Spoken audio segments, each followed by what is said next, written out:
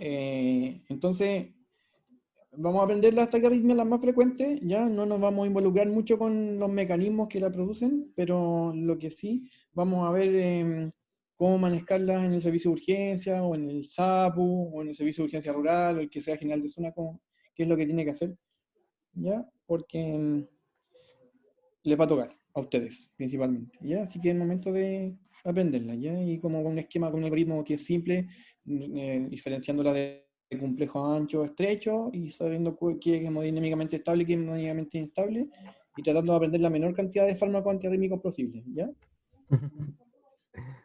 Eso. Ahora entonces los dejo con sus compañeros y partan nomás. Ah, sí, antes de partir queremos pedirles que anoten sus preguntas en el chat y las vamos a revisar al final, antes de los casos clínicos. ¿Listo? Sí, partamos nomás, yo creo, ¿no? ¿Cuántos somos? 49, no sé si irá a conectar más gente. No creo. Vayan nomás, los tenemos a todos identificados. Ya, entonces. Buenas tardes, compañeras, compañeros y profesores. Nosotros somos Javier Covarrubias y Constanza Cueto. Vamos a presentar el tema taquiarritmias. Nuestro tutor fue el doctor Carlos Romero. Entonces, los objetivos de nuestra presentación son conocer el concepto de taquiarritmia y usar la relevancia epidemiológica de las taquiarritmias, entender de forma general los mecanismos fisiopatológicos de las taquiarritmias, diferenciar taquiarritmias según la clasificación en base a la duración del QRS y la regularidad del pulso, comprender el manejo de las taquiarritmias en base al compromiso hemodinámico del paciente, aplicar los algoritmos de manejo de diferentes situaciones clínicas. Entonces, estos son los contenidos de nuestra presentación. Vamos a iniciar con generalidades y definiciones. Entonces, volviendo a segundo a primero, tenemos que para entender el funcionamiento de cómo suceden las arritmias, nosotros quisimos iniciar con un repaso del sistema eléctrico del corazón. Entonces, este comprende un conjunto de células especializadas que inician y transmiten de manera independiente la actividad eléctrica, lo que permite la generación de contracciones coordinadas en tractos internodulares, el nodo atrioventricular, las de His, sus dos ramificaciones izquierda-derecha y las fibras de Purkinje. La despolarización va desde las aurículas al ventrículo, pasando por todas estas estructuras disminuyendo su frecuencia de disparo, y luego de la despolarización viene la repolarización, que va a permitir el ciclo cardíaco de sístole y diástole. Luego tenemos el sistema nervioso autónomo, el cual también modula el sistema eléctrico del corazón, regulando incluso funciones como el inotropismo y el cronotropismo. En primer lugar tenemos el sistema nervioso simpático, el cual a partir de neuronas preganglionares, que se localizan en los primeros segmentos torácicos de la médula espinal, sinaptan con neuronas de segundo orden o postganglionares a nivel de los ganglios cervicales, que son estos encerrados en el circo. Estas van a secretar noradrenalina. Luego tenemos el sistema nervioso parasimpático, donde las fibras preganglionares parasimpáticas se originan en el núcleo motor de la médula y pasan como ramos del nervio vago, también al corazón y grandes vasos con la liberación de acetilcolina a partir de las neuronas postganglionares. También tenemos que hay aferencias vagales que van a producir reflejos cardíacos y eferencias vagales que modulan los impulsos eléctricos. Además, no debemos olvidar que modula también la adrenalina que proviene de la glándula suprarrenal. Para entender el ritmo patológico tenemos que entender cómo es un ritmo normal. En primer lugar, tenemos que cumplir ciertas características, como una frecuencia cardíaca entre 60 y 100, un ritmo regular, que el impulso se origine en el nodo sinusal, y que la conducción se hace a los ventrículos por las vías normales y sin retardo, además de una manifestación en el electrocardiograma adecuada, como se ve en la imagen, de acuerdo a las clases que tuvimos de electromiografía integrada. Si alguna de estas falla, se va a generar una arritmia cardíaca. En el caso de que esta tenga una frecuencia mayor a 100, se va a llamar taquiarritmia. Entonces, ¿cómo definimos arritmia? Es un trastorno de la frecuencia cardíaca, del ritmo cardíaco y de la iniciación o secuencia de la actividad eléctrica del corazón. El corazón puede latir demasiado lento, demasiado rápido o de manera irregular. Si es demasiado lento es bradiarritmia, lo cual va a hablar el siguiente grupo después de nosotros. Y si late demasiado rápido son las taquiarritmias, que son lo que nos completa en esta presentación. Su definición es el conjunto de alteraciones cardíacas que se caracterizan por un ritmo cardíaco anormal con frecuencias sobre 100 latidos por minuto, frecuentemente sintomáticas y que llevan al paciente a consultar. Ahora vamos a hablar un poco de epidemiología. Las arritmias pueden comprometer la vida del paciente al impedir que la bomba cardíaca pueda mantener eficazmente la perfusión propia y de los principales órganos, lo que puede generar inestabilidad hemodinámica, isquemia y disfunción de los mismos órganos.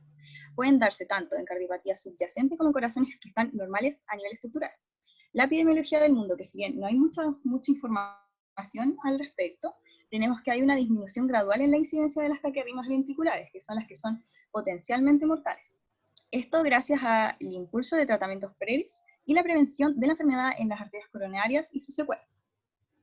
A nivel de nuestro país tenemos que hay una alta prevalencia en todos los grupos de edad y que los mayores o igual a 75 años los trastornos de la conducción cardíaca y arritmias se ubican dentro de las primeras 20 causas de AVISA, que son años de vida ajustados por discapacidad.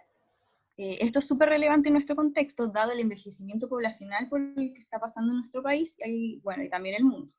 La taquicardia más frecuente es la taquicardia sinusal, por lo que es lo que primero debemos sospechar, y en las taquiarritmias tenemos que la fibrilación auricular es la arritmia sostenida más frecuente, con una prevalencia del 1 al 2% en la población general, la cual aumenta con la edad y el sexo masculino y está asociada a mortalidad y morbilidad. Su incidencia se encuentra en aumento. Esta patología no la vamos a profundizar debido a que a otro grupo le va a tocar este tema como tema oral. La taquicardia supraventricular, que es otra de las enfermedades que vamos a ver en la presentación, y uno de los mecanismos de fisiopatología son la reentrada del nodo auriculoventricular, que lo vamos a profundizar. Este corresponde al 60% de todas las taquicardias supraventriculares. Por último tenemos el Wolff-Parkinson-White, que se asocia a mortalidad de 1 a 3.200 pacientes diagnosticados. La importancia de esto es que hay taquiarritmias que se asocian a mortalidad y por lo tanto nosotros tenemos que saber diagnosticarlas correctamente. Fisiopatología. Esta es la parte un poco bastante complicada de la presentación. Tenemos dos trastornos, en primer lugar el trastorno de formación del impulso y el trastorno de conducción del impulso. El trastorno de formación del impulso tenemos el automatismo y la actividad desencadenada, y en los trastornos de conducción del impulso tenemos los de reentrada. Sin embargo, estos se pueden mezclar o puede ocurrir que, por ejemplo, un mecanismo de fisiopatología genere la arritmia, sin embargo, otro mecanismo es el que va a hacer que la perpetúe. Vamos a hablar de los tres mecanismos. En primer lugar tenemos el automatismo. Su definición cuando se encuentra normal es la capacidad de las células cardíacas de sufrir una despolarización diastólica espontánea e iniciar un impulso eléctrico en ausencia de estímulos externos. Cuando se encuentra patológico, los potenciales de acción generados como consecuencia de despolarizaciones diastólicas patológicas que ocurren en células marcapaso y no marcapaso. Se divide en automatismo normal aumentado y automatismo normal. El automatismo normal aumentado es el que ocurre en células marcapaso frente a algún estímulo como el sistema nervioso autónomo. O sea, si hay un sistema nervioso, si se activa el sistema nervioso simpático, va a haber un aumento del automatismo y viceversa. Si es que el sistema nervioso parasimpático va a disminuir el automatismo. Un ejemplo típico es la taquicardia sinusal. Por otro lado tenemos el automatismo anormal, el cual ocurre en células no marcapasos que van a generar potenciales de acción patológica. Luego tenemos la actividad desencadenada, en el cual hay una generación de potencial de acción también en célula no marcapaso. Sin embargo, va a generar postpotenciales, que se definen como oscilaciones del potencial de membrana durante o inmediatamente después de un potencial de acción precedente. Cuando estos postpotenciales alcanzan el umbral, se genera un nuevo potencial de acción que genera una nueva respuesta desencadenada, y esta a su vez puede generar una nueva respuesta desencadenada y así sucesivamente, lo que va a permitir la perpetuación del mecanismo fisiopatológico. Este mecanismo ocurre en corazones con alteración anatómica como la isquemia, donde va a generar que el impulso eléctrico no vaya por su ruta habitual, y el ejemplo más frecuente es la taquicardia ventricular. Por último, tenemos el mecanismo de reentrada, en el cual un impulso no se extingue después de haber activado el corazón, sino que persiste y vuelve a excitar fibras previamente despolarizadas.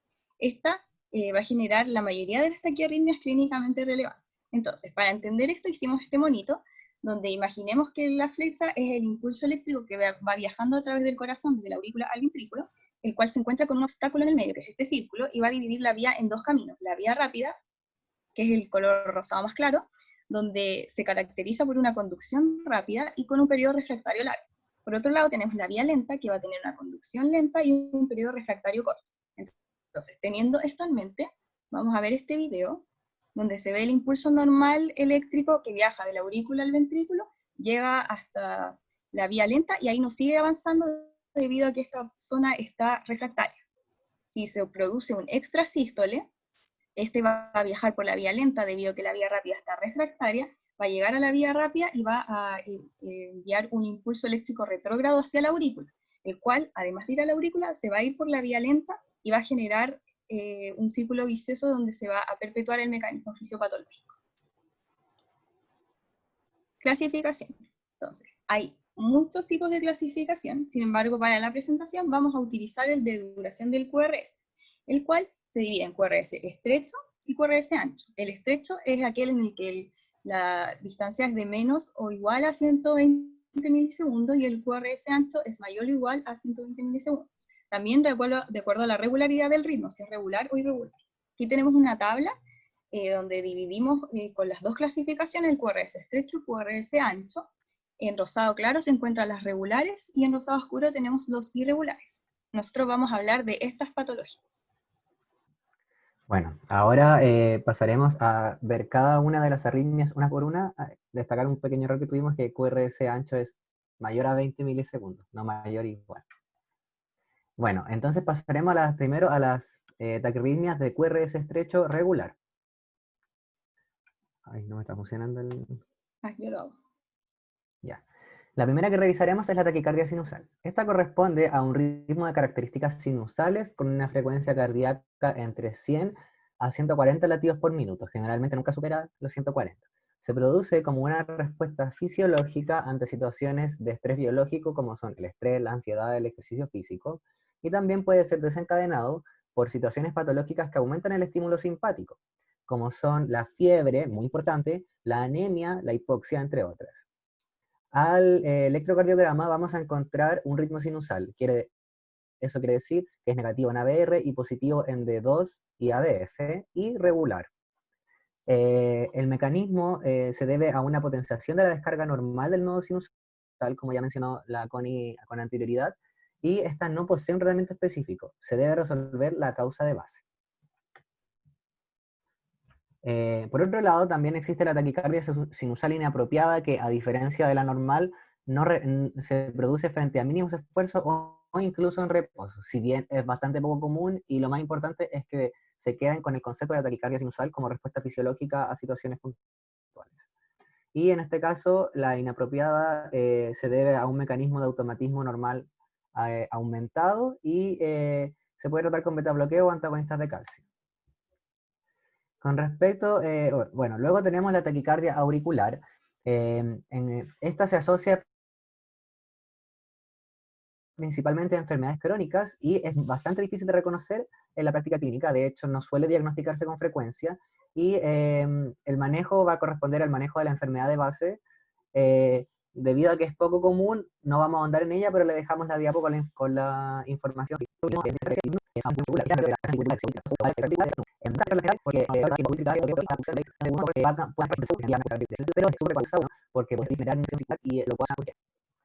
Comienzan de forma paroxística, persistentes con el tiempo. En el electrocardiograma vamos a encontrar un elemento característico, que son las ondas F, y podemos dividir el electrocardiograma de acuerdo a un flutter común o típico y no común o atípico. En el común encontraremos, que es el de acá de la izquierda, podemos encontrar ondas F en diente de sierra negativas en cara inferior, es decir, D2, D3 y ABF, y positivas en B1. Y en el atípico o no común encontraremos lo contrario, es decir, ondas positivas, ondas F positivas en cara inferior, es decir, D2, D3 y ABF, y negativas en B1.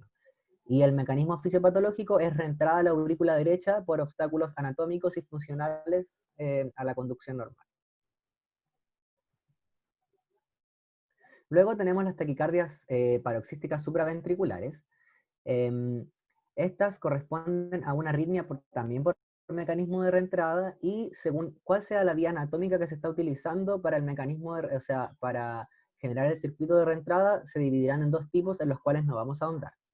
La frecuencia cardíaca en estas arritmias puede variar de 160 a 220 latidos por minuto, con una relación aurículo-ventricular de 1:1.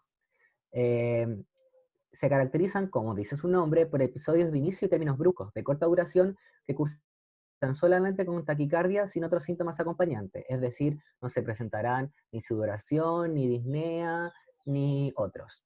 Solamente el aumento de la frecuencia cardíaca. Pero sí pueden cursar con un elemento clínico característico que se conoce como el signo de la rana, puesto que se pueden observar palpitaciones en el cuello que saltan de forma muy evidente. Los pacientes se mantienen asintomáticos en los periodos entre crisis y, en general, es una patología de pacientes jóvenes sin cardiopatía previa. Al electrocardiograma encontraremos ausencia de onda P y variaciones del largo de los intervalos PR. No obstante, como mencionamos, el mecanismo fisiopatológico que se puede basar en distintos circuitos de reentrada va a hacer variar el QR, o sea, perdón, el electrocardiograma típico según el tipo de taquicardia paroxística que sea. Y se tratan principalmente con maniobras vagales y adenosina. Ahí podemos observar un electrocardiograma de la taquicardia paroxística. Ahora pasaremos a las taquicardias de QRS estrecho irregulares. Dentro de estas, la más importante a destacar será la fibrilación auricular, en la cual tampoco andaremos porque otro grupo ahondará en ella de forma extensa, pero cabe mencionar que es una de las taquiarritmias más frecuentes en los adultos y una de las más frecuentes se ver en los servicios de urgencia. Se define como una actividad auricular desorganizada que produce un ritmo ventricular irregular, y en el electrocardiograma destacan principalmente por ritmo irregular con ondas F y ausencia de ondas P. Con respecto a otras arritmias de QRS estrecho irregulares, tenemos el flader auricular, que si bien lo mencionamos como una arritmia regular, según la variabilidad de la conducción aurículo-ventricular, puede presentarse con un ritmo irregular, como se ve en el electrocardiograma de la izquierda, y también la taquicardia auricular tiene una variante que se conoce como multifocal y que también puede generar una variabilidad en el ritmo auricular, en el ritmo cardíaco. Ahora pasaremos a las arritmias de QRS ancho regular, no sin antes destacar una bandera roja. Toda taquiarritmia en el electrocardiograma que tenga un QRS ancho debe considerarse potencialmente mortal. ¿Por qué? Porque deben sospecharse como de causa ventricular, puesto que si son de causa ventricular pueden conllevar a muerte y por ende se deben tratar como situaciones de riesgo vital. Dentro de ellas tenemos la taquicardia ventricular. Estas se definen como la sucesión de 3 o más extrasístoles ventriculares. Ahí en la imagen inferior podemos observar cómo se pueden ver las extrasístoles en el electrocardiograma. Tienen pronóstico y presentación variable y tienen características que las pueden diferenciar. Tenemos las de duración no sostenidas, menores de 30 segundos, y sostenidas mayores a 30 segundos. Las sostenidas son más graves. Las causas pueden ser idiopáticas o secundarias a cardiopatía de base. La mayoría de las taquicardias ventriculares se relacionan con cardiopatías de base, especialmente miocardiopatías isquémicas. En el electrocardiograma se pueden diferenciar en monomorfas y polimorfas, y con respecto a la clínica tienen un amplio espectro de presentación. Pueden ir desde ser totalmente sintomáticas hasta tener episodios limitados de taquicardias o debutar como fibrilación ventricular, que se presenta clínicamente como síncope o paro cardiorrespiratorio, cursando con inestabilidad hemodinámica. Esto tiene un alto riesgo de muerte y por ende se consideran urgencias vitales. Dentro de las taquicardias ventriculares, la variante monomorfa es la que es regular y la polimorfa es irregular, que la mencionaremos a continuación.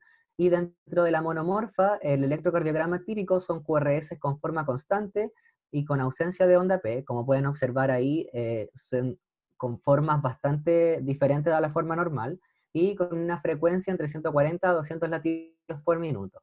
El mecanismo fisiopatológico es reentrada y se relacionan fuertemente con cardiopatía isquémica, especialmente infarto agudo del miocardio, sobre todo como secuelas de infarto agudo.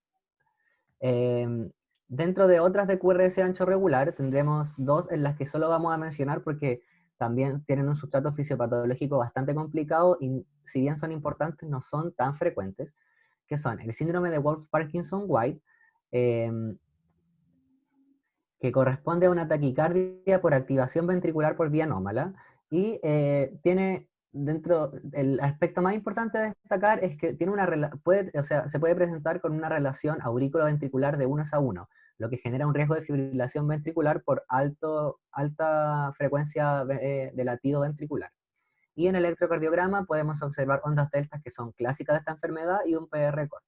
Por otro lado, tenemos las taquicardias supraventriculares asociadas a bloqueo de rama, que si bien las mencionamos como QRS estrecho, el bloqueo de rama concomitante genera una prolongación del QRS. No obstante, estas dan poco compromiso hemodinámico. Y ahí a la derecha pueden observar un electrocardiograma típico. Ahora pasaremos a las de QRS ancho irregulares. Dentro de ellas, estas en realidad son las arritmias más graves que podemos encontrar. La taquicardia ventricular polimorfa es, como ya mencioné, una de las más graves y cursa con mala tolerancia hemodinámica. Se presenta como síncope o paro cardiorrespiratorio y posee una variedad especial que se conoce como torsades de Pointes o torsión de punta. Esta generalmente es un efecto adverso de ciertos fármacos, destacando los antipsicóticos de primera generación como el alopurinol. En el electrocardiograma podemos encontrar QRS de diferentes morfologías e intervalos PR, como se puede ver en el electrocardiograma de la izquierda. Y en la torsión de punta específicamente, el QRS, además de tener morfología e intervalo variables, tienen una disposición helicoidal. Con respecto al mecanismo, esta puede producirse por cualquiera de los tres mecanismos revisados, ya sea actividad desencadenada, automatismo alterado o macro reentradas, y es una urgencia vital por lo que requiere desfibrilación. Con respecto a la, y la última que vamos a mencionar es la fibrilación ventricular. Esta es una actividad eléctrica ventricular rápida y desorganizada que produce contracciones ventriculares inútiles. Eso quiere decir que las contracciones no son capaces de suplir el gasto cardíaco. Esto, por ende, llevará a un colapso circulatorio y, consiguientemente, un shock cardiogénico. Y con ello, un cese de la perfusión, lo cual puede llevar a daño en órganos blancos y, por ende, la muerte, por lo que también es una urgencia vital. Tiene un ritmo de corresponde al ritmo de presentación del 70% de los paros cardiorrespiratorios. Eso quiere decir que el 70% de las personas que entran en paro lo harán con un ritmo de fibrilación ventricular. Y generalmente es secundaria una cardiopatía subyacente, sobre todo isquémica. Y con respecto al electrocardiograma, destaca que dentro de todas las arritmias es, por así decirlo, el más desordenado o más aberrante. Las imágenes tienen una morfología variable y no se distingue ninguna de las ondas típicas del ciclo cardíaco. Y dentro del mecanismo se produce por múltiples circuitos de reentrada. Ahora pasaremos a revisar la clínica. Esta dependerá del tipo de taquiarritmia. Las supraventriculares son sinónimo de QRS estrecho y las ventriculares sinónimo de QRS ancho. En las supraventriculares o QRS estrecho, la presentación clínica variará según la frecuencia ventricular, según la cardiopatía de base, según la duración de los episodios de la arritmia, obviamente un episodio de mayor duración tendrá más clínica, y según la susceptibilidad individual, que se basa principalmente en otras comorbilidades. Y tendrá síntomas y signos como palpitaciones, fatiga, mareo, sensación de disconfort torácico, disnea y síncope, y como ya mencionamos, pueden tener presentaciones paroxísticas o permanentes. Por otro lado, las taquicardias ventriculares o de QRS ancho tendrán menos presentación sintomática, pero serán más graves y pueden acompañarse de sensación de escape del corazón a la garganta o el estómago, dolor precordial, punzante o palpitaciones, y es muy importante reconocer que la taquicardia ventricular y la fibrilación ventricular suelen debutar como síncope o paro cardíaco. Ahora pasaremos a abordar el manejo. Y es muy importante, antes de abordar el manejo, diferenciar la cardioversión eléctrica de la fibrilación. Ambos corresponden a descargas eléctricas para revertir un ritmo no fisiológico en un corazón, pero, o sea, sobre un corazón. No obstante, la cardioversión eléctrica buscará sincronizarse con el ciclo cardíaco para descargar en el periodo refractario absoluto, que corresponde al pic de la onda R. Y se administra en esas patologías que están ahí, que se andará de inmediato. En cambio, la desfibrilación no se sincroniza con el complejo QRS y por ende se descarga en cualquier instante del ciclo cardíaco. Entonces ahora vamos a ver cuál es el algoritmo de taquicardia en adultos, siempre en pacientes con pulso. Entonces, lo primero que hay que hacer es evaluar si la frecuencia cardíaca es adecuada para el cuadro clínico y si que esta es mayor a o igual a 150, para que exista un ataque arrítmico. Luego debemos identificar y tratar la causa subyacente. Hacer el ABC, mantener la vía aérea permeable, apoyar la ventilación según sea necesario, oxigenoterapia en caso de hipoxemia si es que hay un aumento de trabajo respiratorio, monitor cardíaco para identificar el ritmo, monitor de la presión arterial y oximetría. Entonces, aquí tenemos que evaluar si es que la taquiarritmia genera los siguientes síntomas: hipotensión, estado mental alterado, signos de shock, molestia torácica isquémica, insuficiencia cardíaca aguda. Si genera cualquiera de estos signos, significa que el paciente está hemodinámicamente inestable y nos va a dirigir en el algoritmo a realizar una cardioversión sincronizada. En esta hay que considerar la utilización de sedación y, si es que existe un complejo regular estrecho, considerar administrar adenosina.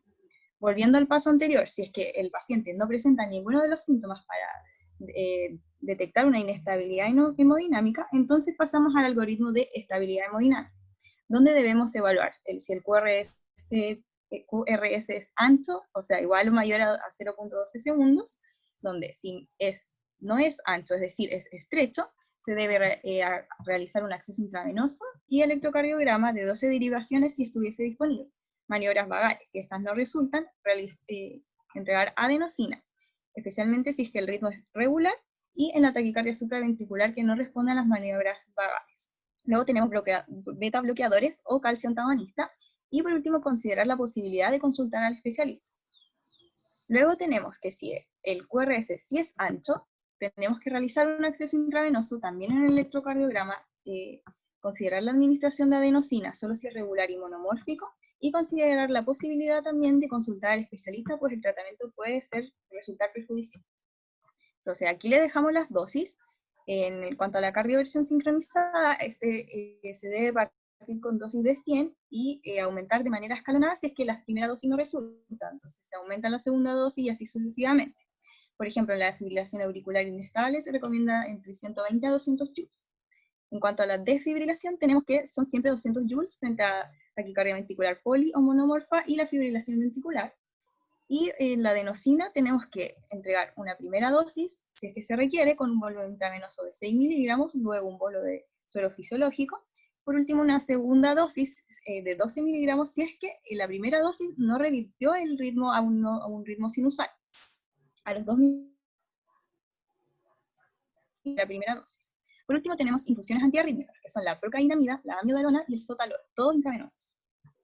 Si no se recuerda la dosis de cardioversión en el momento, o no se reconoce el electrocardiograma, o sea, qué tipo de patología tiene, pasar directamente a desfibrilar con 200 joules. Entonces, esto todo si es que el paciente presenta pulso, pero ¿qué pasa si el paciente no tiene pulso, o si luego de cardiovertir el paciente degenera en una fibrilación ventricular o una taquicardia ventricular? En ese caso se realiza el algoritmo de paro cardiorrespiratorio en el adulto, en el cual, como se indica acá, se debe realizar una desfibrilación. No así si es que el paciente presenta una asistolía o una actividad eléctrica sin pulso, donde no se desfibrila. Aquí les dejamos los pasos de la cardioversión, donde se debe encender el desfibrilador, se debe, como se dijo, sedar al paciente, se debe sincronizar el equipo debido a que, o si no, va a desfibrilar y no cardiovertir. Se debe asegurar de que el equipo está buscando los marcadores de la onda R que indiquen el modo sincrónico, y finalmente elegir el nivel de energía apropiado para las circunstancias, o si no, como dijimos, 200 joules. Luego hay que avisar a los miembros del equipo que se está cargando el desfibrilador para que se aparten, se pulsa el botón de carga, y finalmente se descarga en el paciente luego de haberlo despejado. Luego se comprueba el ritmo en el monitor, y si es que la taquicardia persiste, como se dijo, se aumenta el nivel de energía en joules.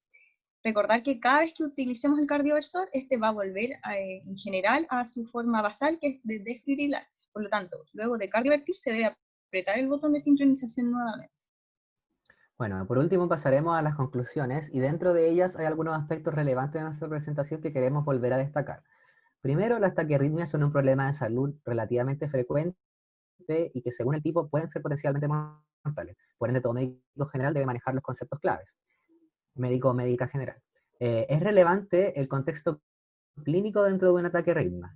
¿Por qué? Porque las mayorías de las taquiarritmias que vamos a ver en nuestra práctica clínica van a ser taquicardias sinusales, que no requieren un manejo específico, sino un manejo de la situación gatillante. Estas son, de hecho, la taquicardia sinusales será la taquiarritmia de más alta prevalencia. Será de suma importancia comprender la clasificación de acuerdo al QRS, puesto que esta nos definirá el manejo y recordar que las QRS anchos son más graves. Y el enfrentamiento será según compromiso hemodinámico del paciente. Las taquiarritmias que cursen con instabilidad hemodinámica requerirán cardioversión o desfibrilación, y en caso de no encontrarse seguro, preferir la desfibrilación con 200 joules bifásico. Y la estabilidad hemodinámica, desfibrilación si es que el paciente no tiene pulso. Si el paciente tiene pulso, es cardioversión con 200 joules bifásico. Y frente a estabilidad hemodinámica se debe estudiar con electrocardiograma, y frente a un QRS estrecho se pueden realizar maniobras vagales y administración de adenosina según el esquema explicado, y frente a QRS ancho, administración de fármacos antirrítmicos, pero estos son específicos, entonces por eso no nos ahondamos en ello. Algunos tips importantes que queremos que les queden sí o sí en la cabeza, así que esta diapositiva sáquenle un pantallazo y guárdenla de por vida. La bandera roja principal frente a un ataque arritmia será cuando esta se asocia a un QRS ancho en el electrocardiograma. Considerar inicialmente todo ataque arritmia de QRS ancho como de origen ventricular, debido a que una posible taquicardia ventricular implica una situación de urgencia vital, debido a que cursan con compromiso hemodinámico. Estas pueden presentarse clínicamente como síncope o paro cardiorrespiratorio y llevar a la muerte, por lo que requerirán desfibrilación o cardioversión. Acá está nuestra bibliografía y muchas gracias. Súper bien. Ya, yo sé que es difícil, lo explicaron bien. Una de las cosas más importantes antes que vamos a los casos clínicos es definir si la taquicardia es de complejo ancho o de complejo estrecho, y eso es lo más importante que tienen que saber, que es 120 milisegundos, ¿ya? Todas las taquicardias de complejo ancho tienen que pensar que son ventriculares, que son las peores, ¿ya? Si tiene mucho compromiso hemodinámico, o signos de shock, compromiso de conciencia, o el paciente está en paro, tienen que usar electricidad con esos pacientes, ¿ya? Cualquier paciente que tenga un ataque de arritmia, ¿ya? Generalmente sobre 150, con compromiso hemodinámico, tienen que usar electricidad, pero saber si es cardioversión sincronizada, ¿ya? O si es defibrilación, ¿cierto? Y lo otro importante es reconocer además, bueno, los signos de inestabilidad hemodinámica, ¿ya? Y una cosa que dice el algoritmo de la CLS, que es que generalmente las frecuencias son sobre 150, ¿ya? Otra cosa súper importante que tienen que reconocer son las taquicardias sinusales, porque no todas las pacientes que tienen taquicardia le vamos a tomar un electro y vamos a pensar que en una taquicardia le vamos a pasar adenosina o amiodarona. Hay muchos pacientes que la taquicardia es por automatismo normal, por descarga de adrenalina, que generan taquicardia como respuesta al estrés fisiológico, ¿ya? Y tenemos que reconocer que un paciente con fiebre, con pielonefritis, con dolor, ya con angustia, puede tener perfectamente una taquicardia sin llegar a ser un taquiarritmia. Porque ha pasado que hay gente que le ha pasado adenosina a pacientes con, ¿cómo se llama? Amigdalitis o pielonefritis, ¿ya? ¿Tienen alguna duda? Porque antes de pasar a los casos clínicos les quiero mostrar algo. ¿Le muestro o no le muestro? Ahora, Sí. tengo un desfibrilador acá. Ya. Ya, le voy a mostrar el desfibrilador. No sé cómo hacerlo para que...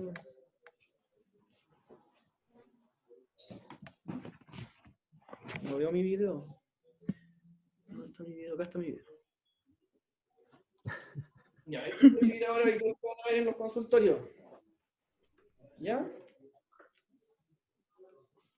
No sé si... Acá. ¿Ya? Lo voy a aprender. Tiene varios modos. Un modo, no lo leen, pero dice desfibrilación manual. El otro modo dice monitor. Desactivado, marcapaso, y el último modo es DEA. ¿Les suena que lo que es DEA, cierto? Que son los desfibriladores automáticos. Claro. Ya, que reconocen todo el ritmo del paciente, que es lo que hay en el aeropuerto, ya, o en las canchas de fútbol, más en Europa que acá, pero ahí, ya. Para desfibrilar, lo primero que tienen que hacer es poner desfibrilación manual, ¿ya? Luego, seleccionar la dosis de energía. Si su monitor es monofásico, tienen que poner 360. Y si es bifásico, tienen que poner 200 de energía, que es el tope. ¿Ya? Estamos hablando de pacientes inestables, en paro generalmente, con taquicardia ventricular o fibrilación ventricular. ¿Ya? Tienen que sacar las palitas, ¿ya? Y las palitas generalmente tienen un dibujo, ¿ya? No sé si lo ven. Ahí sale exactamente dónde se tienen que poner. ¿Ya? Una va en el apex y la otra generalmente va en el esternón. O sea, ¿ya? Ahí sale dónde se pone cada una. Una arriba y una allá abajo, ¿cierto? Tienen un botón que es el botón de carga, que si yo lo aprieto en este momento... tienen que elegir si es sincronizado. Estamos seleccionando desfibrilación. Y se carga.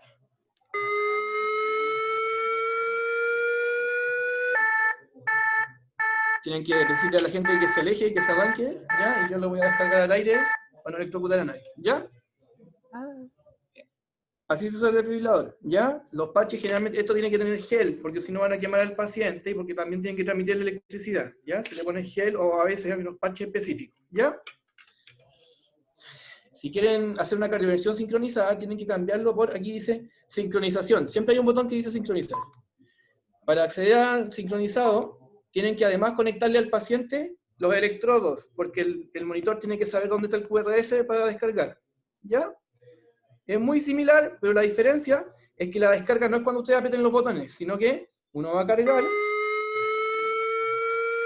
el monitor y cuando vaya en carga, el monitor va a detectar dónde hay una R y cuando encuentre una R va a descargar. ¿Ya? Esa es la gran diferencia, ¿ya? Después vamos a ver otra cosa del monitor, que es el marcapaso, pero eso lo tenemos que ver con bradiarritmia, ¿ya? Pero cuando apenas lleguen a su consultorio, aprendan cómo se usa su desfibrilador, ¿ya? Porque les va a llegar una taquiarritmia o les va a llegar un paciente en paro y van a estar aprendiendo a usarlo en el momento y eso es muy poco elegante, ¿ya?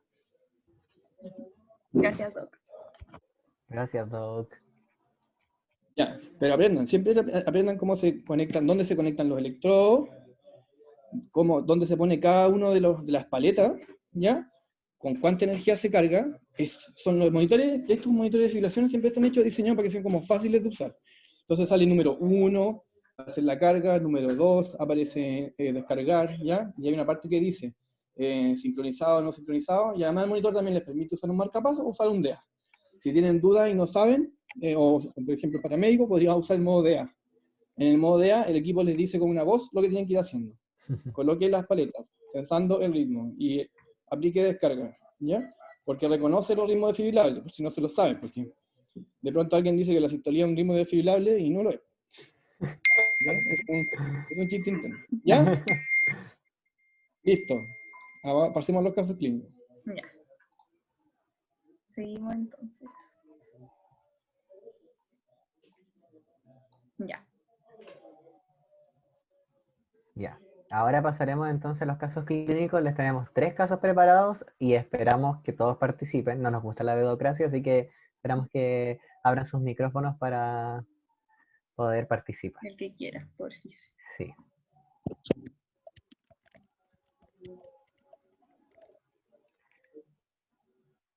Ya. Nuestro primer caso es un paciente masculino de 50 años de edad, obeso y con signos de insulinoresistencia como acrocordon, acanthosis nigricans. Es traído a la urgencia por la ambulancia puesto que fue encontrado en la calle desorientado y somnoliento. Y durante el traslado se toman signos vitales, pesquisando una presión arterial de 80,50 milímetros de mercurio y una frecuencia cardíaca de 154 latidos por minuto. Durante el traslado, el SAMU le administra 1000 cc de suero fisiológico, lo cual no presenta mejora en su presión arterial. Entonces, ahora les preguntamos a ustedes, ¿cuál debería ser el manejo cuando el paciente llega al servicio de urgencias? Llevarla Ya, ¿qué más? Hablen. bien. Sí, es muy importante. ¿Qué más? ¿Dónde creen que se debería realizar eso? ¿En qué parte del hospital? Parece que hablaron en el chat. Dice ver el QRS. Partamos por lo más básico. Vale el electro. No, la doctora dijo lo que había que hacer cuando uno llega al hospital. Inscribirse, ¿no?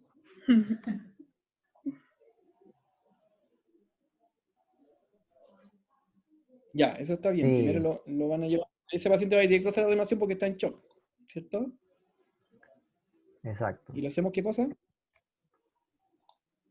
¿Qué se hace cuando se llega a la sala de...? Hay que hacer el ABC. Eso.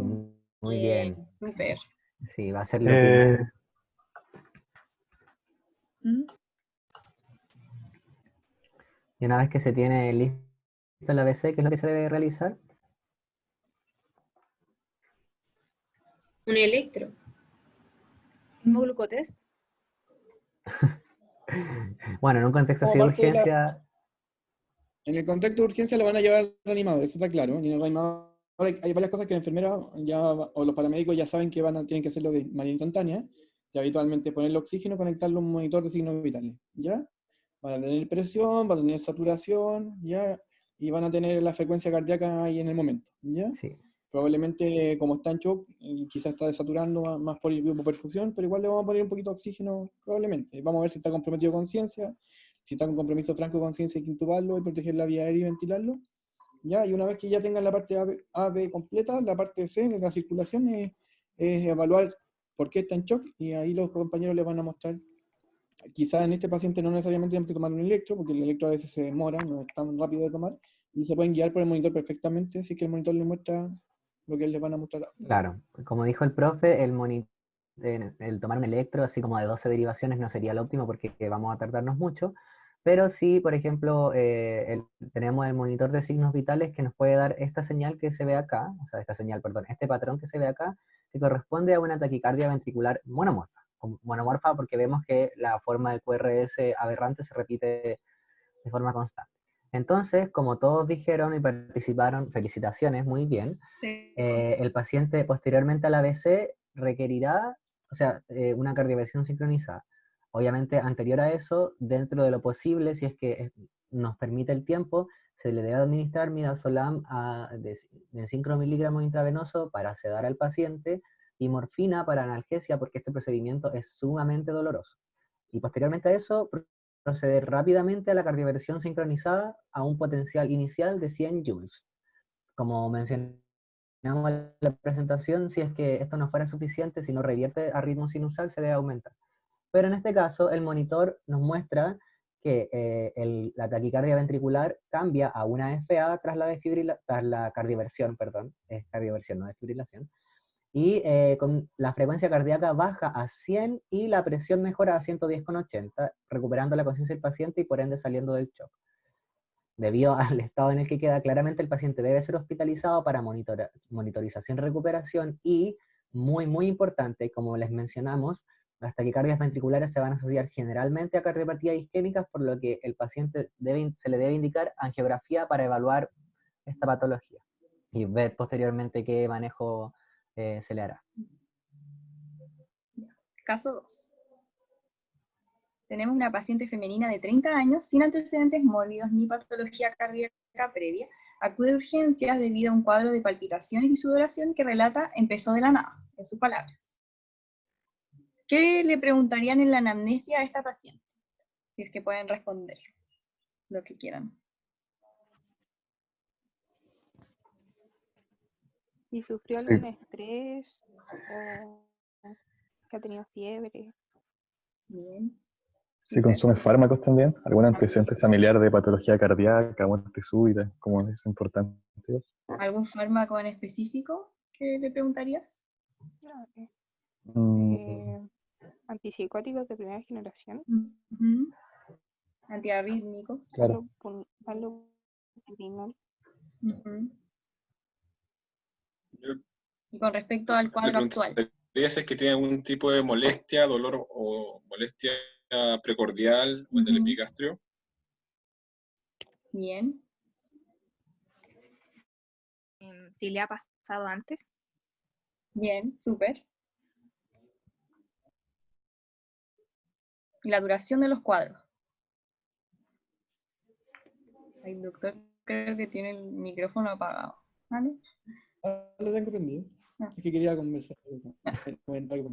Tengo acompañantes.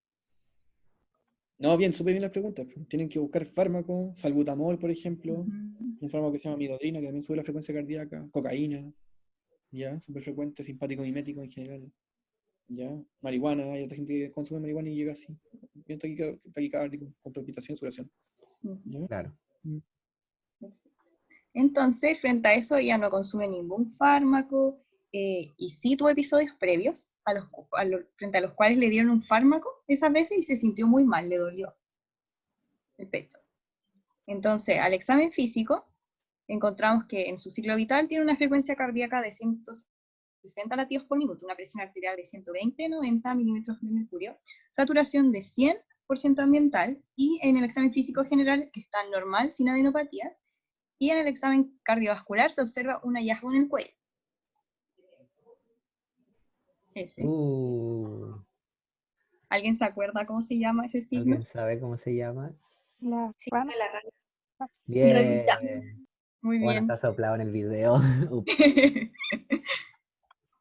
Ya, entonces, frente a todo esto, bueno, el dolor en el pecho que sintió luego del fármaco por la adenosina que le dieron. Entonces, con respecto a eso mismo, ¿qué exámenes ustedes le solicitan? ¿Qué es lo primero que deberían pedir? Electro. Bien. Entonces, en el electro sale esto, que como vimos es una taquicardia paroxística supraventricular, donde hay ausencia de P. Por lo tanto, siempre debemos que clasificar y manejar, en este caso, como un QRS estrecho. Y de acuerdo al algoritmo, ¿alguien se acuerda qué hay que hacer frente a un QRS estrecho en paciente estable?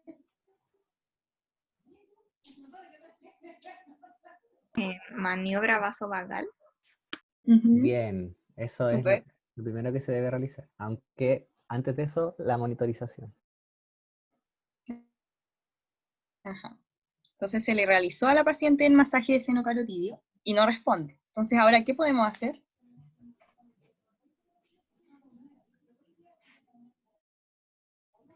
Cri, cri. ¿Algún ¿Qué haría si no fármaco? responde a la maniobra vasovagal?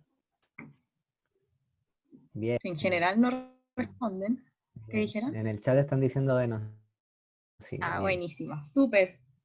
Lo primero, entonces lo que se hace ahora, se administra la primera dosis de adenosina de 6 miligramos intravenosos, seguido de un bolo de suero fisiológico, a lo cual la paciente no responde. Entonces, a los 2 minutos, segunda dosis de adenosina de 12 miligramos intravenosos. Bien. A lo cual la paciente mejora casi instantáneamente y es dejada en monitorización y tras unas horas de estado de alta. Muy Tercer caso, bien. súper bien. Esperen, antes que vayamos con el caso. Yo quiero hablar. Sí, No, que el segundo caso es súper importante porque es extremadamente frecuente. La TPFB es una taquicardia que la vemos, ya la vemos en urgencia. Generalmente la gente llega con frecuencias cardíacas muy altas, se ven pacientes jóvenes y llama la atención de que generalmente no tienen compromiso hemodinámico, ya no es como, primero, esto es una taquicardia regular, ya. Segundo, les va a costar ver la P porque cuando el QRS es tan rápido, la P tiende a desaparecer, a perder el electro, ¿ya? Y los pacientes no se suelen sentir mal, se sienten la verdad bastante bien, ¿ya? Entonces llegan un poco ansiosos, ¿ya? Y lo otro, que la gente que hace TPCD a veces te cuenta que ya lo ha hecho antes y que le han pasado un fármaco muy desagradable, que se sienten mal, marean y se mejoran. ¿Ya? Ese fármaco se llama adenosina, ¿ya? Las ampollas son de 6 miligramos y según el algoritmo de la ACLS, uno pasa una... Bueno, y siempre van a intentar maniobras vagales. Toda la gente intenta maniobras vagales, pero nunca funciona. ¿Ya? Así que tienen que tener prepararse una ampolla de adenosina y pasarle 6 miligramos en la primera dosis, ¿ya? Tiene que ser flashada con 20 cc de suero, bien rápido, ¿ya? Por una vía.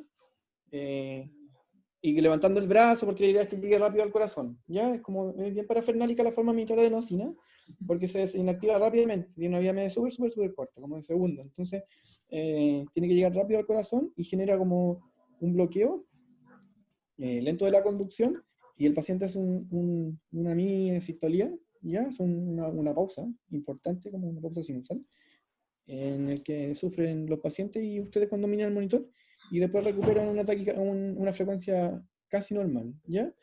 O normal inmediatamente. Si no responden a eso, se administra una segunda dosis de 12 miligramos, y si no responden a eso, una tercera dosis de 12 miligramos. Si ya no respondieron a eso, tienen que buscar otras causas, porque puede ser que el paciente tenga, además de eso, un estado hiperenérgico asociado, fiebre o alguna otra cosa, ¿ya? Generalmente la TPSB responde a la segunda dosis de adenosina, ¿ya? Si no responde, busquen algo, hipoxia, ¿ya? Fiebre, dolor intenso, pero generalmente el paciente le va a llegar sin síntomas, ¿ya? Con esta taquicardia muy intensa, ¿ya? Es frecuente, pregunta de prueba, ¿ya? 2. Dígame, Y si, por ejemplo, responde y después ¿ya? entra de nuevo en taquiarritmia, Tienen que ¿se intenta de nuevo con eso o se hace otra cosa? intentar de nuevo, que generalmente responden bien. Cuando hemos tenido pacientes, por ejemplo, que les ha dado, le hemos pasado de adenosina y no han respondido, y después nos Ujú. cuentan, porque a veces los pacientes mienten, y después cuentan que usaron cocaína, por ejemplo. Ah, ya. Eso Que siempre a mí ¿Mm? una vez me pasó con mi abuelo que le dieron muchas dosis y tenía taquiarritmia, pero al final, bueno, era neumonía y quedó como con, o sea, siempre tiene taquiarritmia y Por eso, nadie se bueno, las puede controlar. por eso les digo, es probable que si es una persona mayor, por ejemplo, no es como Mm, que pensemos que aquí ahora velocidad se pueden lugar de entrada. Ahí tienen que buscar como una causa adicional. Ya, después la gente mayor toma mucho fármaco, no generalmente tiene el corazón bueno, ¿ya? Así que si un paciente mayor tiene una taquicardia, hay que buscar otra causa. Generalmente, por eso digo, la TPSB en gente más bien joven. ya. Sí. Puede ser que De, el trabajo haya hecho un FA o otra cosa y haya quedado crónicamente con eso, o un flatter incluso. O sea, si sigue con taquiarritmia, como para estudiarlo con un Holter y ver qué pasa, pero no. No para dinos. Ujú. igual en ese Ahora, otra caso, si era una consecuencia que hace, neumonía, claro, ahí tenía una causa de por qué estaba con. Pero claro, si dice que quedó con taquiarritmia después de eso, es porque probablemente la causa se sea otra. Ujú. Un flatter, o una FA crónica, ¿ya? Ya, gracias. Ya, es súper frecuente, ¿ya? Y, o sea, la vemos en urgencia, y ustedes la van a ver también, ¿ya? Ahora, si no responde a las dos dosis, derivenla a un centro de mayor complejidad, ¿ya? Eso. Sigamos. Gracias. Entonces, para terminar con el tercer caso, tenemos un paciente masculino de 20 años que se presenta en la consulta con compromiso del estado general, sudoración, odinofagia y mialgia con 130 latidos por minuto. ¿Qué le preguntarían a este paciente?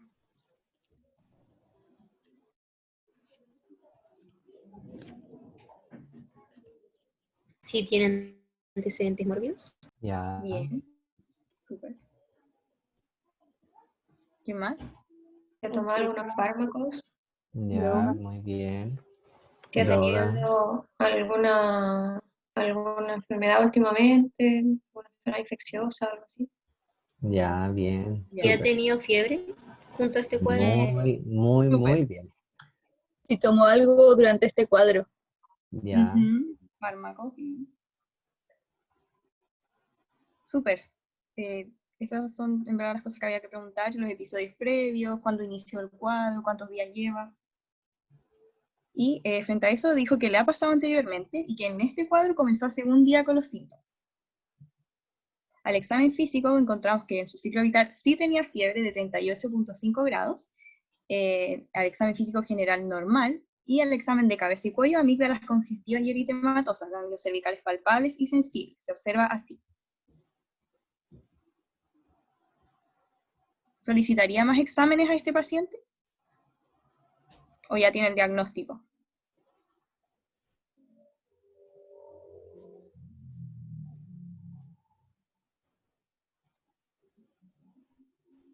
¿Qué se le ocurre? O sea, yo pensaría en amigdalitis, pero igual le haría un electrocardiograma para ver cómo están cómo está.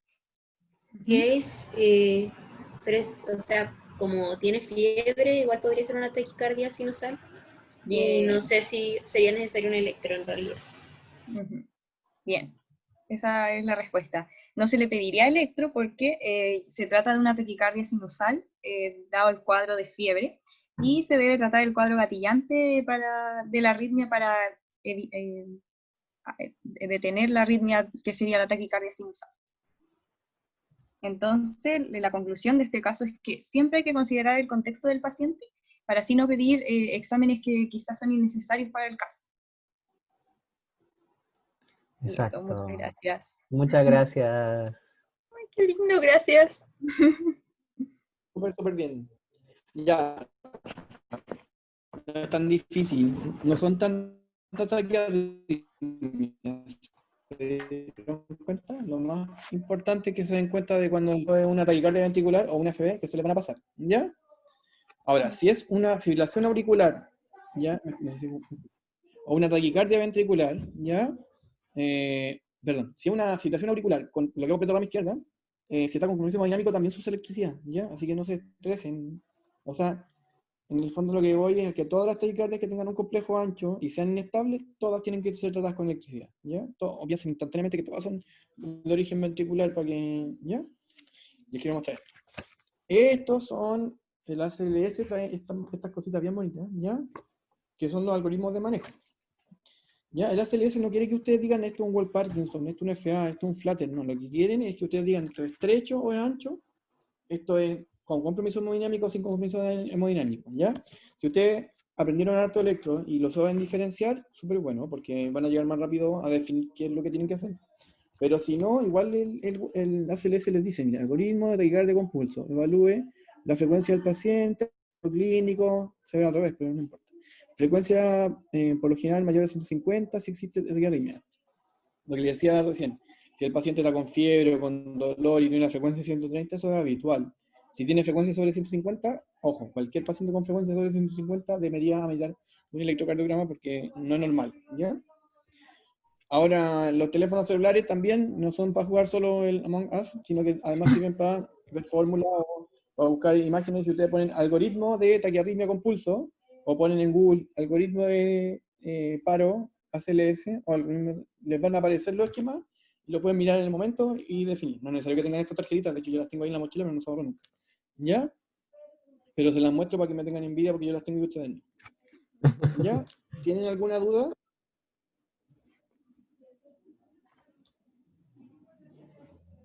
Parece que nuestra presentación fue súper buena, nadie tiene dudas.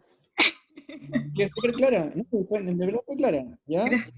Es difícil el tema, ¿ya? Algunas arritmias tienen que aprendérselas, que es la FA, tienen que, vamos a hacer una clase específica de la FA, porque la FA ya tiene es todo un flate que se maneja muy parecido a la FA, si con FA tienen como claro en el flate, pero tienen que entender que tienen esa onda en serrucho, ¿ya? Y que tiene la frecuencia generalmente que si uno va a 2 es 150, porque no todos los impulsos pasan al 20. Conocer el sistema conductor, entender lo que es el automatismo, el aumento del automatismo, que es como que la descarga enérgica aumenta en el nódulo sinusal o en algún otro foco de marcapaso adicional, entender la reentrada, ya, que es que se perpetúe por algún anómalo, por alguna cicatriz, la corriente en sectores que no debería haber, y lo tercero es la actividad desencadenada, que es porque hay una cicatriz en ventrículo que puede generar una taquicardia ventricular o una despolarización de células en sectores que no son habituales. Eso nomás, no tienen que meterse ni en el ortodrómico, ni en la vía, no, nada. Eso va cuando sean cardiólogos electrofisiólogos, pero por ahora lo que tienen que saber es reconocer la arritmia, reconocer el compromiso hemodinámico y manejar. Ustedes, como médicos finales, van a usar harto, ¿ya? Y si no, pueden mandarse grande cagada. Entonces, en verdad, tengan cuidado. Y acuérdense de que la electricidad en pacientes que están despiertos duele, y duele mucho, ¿ya? Así que tienen que sedarlo. Analgesia, ¿ya? Yo tengo una duda, Dígame. que me había quedado con el concepto de semiología que por cada grado de fiebre subía aproximadamente 10 latidos por minuto. ¿Eso es como mucho más variable al final? Mucho más variable, mucho. Ya. Muy lejos. Porque depende de un montón de las cosas, del estado de la volemia, de cuánta descarga enérgica tiene, de la edad, por ejemplo. ¿Ya? No. No, Ya. generalmente un paciente que está séptico, infectado, además de fiebre, tiene le falta volumen, ¿ya? Además puede haber una cardiopatía de base, así que no es tan así. Sí Ya. entiendan que hay taquicardia asociada a la fiebre, pero no entiendan que es una cosa exacta porque jamás en la vida fue así, jamás lo hace.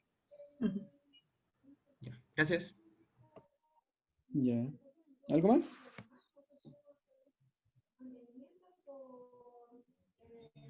Ya. Entonces, cualquier duda me la pueden hacer llegar a mi mail, me la dicen después, otra vez su compañero, da lo mismo. Pero la verdad es que las cosas que yo recalqué y las cosas que sus compañeros recalcaron son las que solemos preguntar. ¿Ya? Harto, ¿no? Y el algoritmo de la CLS, apréndanselo. Antiarrítmico, el que más me interesa que sepan es la adenosina. Quizás amiodarona después en FA, pero adenosina, amiodarona y olvídense quizás de la pamilo, pero no es el momento de aprender antiarrítmico porque yo creo que tiene que aprenderlo en internet. ¿Ya? Vamos a hacer un recreo hasta las 4:20 y a las 4:20 vamos a partir con la siguiente clase, ¿les parece? Con Brady Arritmia. Doc, hágame host, por Ya, favor. vaya. Soy José. José, Juanfito. Y Sara, Juanfito. ¿Listo? Muchas gracias.